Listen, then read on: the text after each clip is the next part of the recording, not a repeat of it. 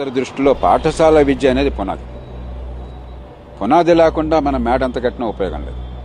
ఉన్నత విద్య బాగుపడాలి, కానీ పాఠశాల విద్య బాగు లేకుండా ఉన్నత విద్య బాగుపడదు.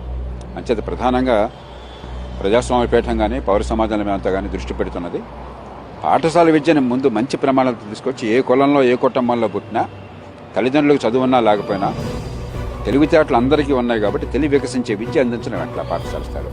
దాని మీద ఈవేళ చాలా లోతైనటువంటి చర్చ జరిగింది.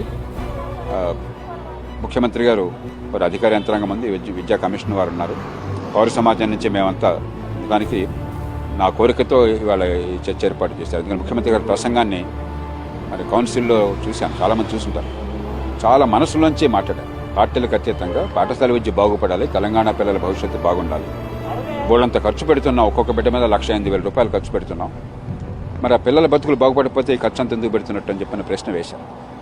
ఆ నేపథ్యంలో ఈ చర్చ జరిగింది. వారు స్పష్టమైన ప్రణాళిక ఉన్నట్టయితే ప్రభుత్వానికి రాజకీయ సంకల్పం అన్నది తప్పకుండా అమలు చేస్తాము, కానీ ఆచరణ సాధ్యమైనది, స్పష్టమైనది, పిల్లల బతుకుల్ని బాగు చేసేది, మంచి విద్య అందించేది ఒక ప్రణాళిక కావాలని చెప్పి అంటున్నారు. ప్రజాస్వామ్య పీఠం తరఫున మరికొన్ని స్వచ్ఛంద సంస్థల తరఫున మేము ఒక నిర్దిష్టమైన 3 అంశాల ప్రణాళిక పెట్టాం.